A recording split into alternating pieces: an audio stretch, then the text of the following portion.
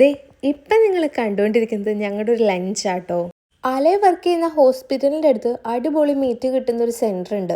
അവിടെ നിന്നാണ് അലസ്യോ ഇത് വാങ്ങിക്കൊണ്ടുവന്നത്. എനിക്ക് അലസ്യോ ചിക്കനും അലസ്യോ ബീഫാണ് വാങ്ങിക്കൊണ്ടുവന്നത്. ഞാൻ ബീഫ് കഴിക്കാത്തതുകൊണ്ടാണ് അലസ്യോ എനിക്ക് ചിക്കൻ വാങ്ങിക്കൊണ്ടുവന്നത്. ഈ ചിക്കൻ വന്നിട്ട് നമ്മുടെ ചീരയില്ലേ, ചീരയും കൂടെ മിക്സ് ചെയ്തിട്ടാണ് കേട്ടോ ഉണ്ടാക്കിയിരിക്കുന്നത്. ഇനി കാർബോൻ്റെ കാര്യത്തിൽ തീരുമാനമാക്കണ്ടേ. റൈസും പയറും ഉണ്ട് കഴിഞ്ഞ ദിവസം ഉണ്ടാക്കിയത്. ഇനി അലയുടെ ബീഫ് കാണിച്ചത് ഈ കാണുന്നതാണ് അലയുടെ. ഇതിലും വലിയ ഈസി പണി വേറെ എന്തുണ്ടല്ലേ. പാനിലേക്ക് ഇടുക, തിരിച്ചും മറിച്ചിടുക, ഫുഡ് റെഡി. ഞാൻ എന്തുണ്ടാക്കിയാലും ഒരു കുറ്റവും പറയാണ്ട് വളരെ രുചിയാണെന്ന് പറഞ്ഞ് കഴിക്കുന്ന ഒരാളാണ് ഈ അലസ്യോ. അതിൻ്റെ ഏറ്റവും വലിയ എക്സാമ്പിളാണ് ഞാൻ കഞ്ഞിയും പയറും കൊടുത്തിട്ട് ആളത് കഴിച്ചത്. ഇത്രയും കേട്ട് ഇറ്റാലിയൻ ഡോക്ടർ വേറെ ഉണ്ടാവുമോ എന്ന് എനിക്കറിയത്തില്ല.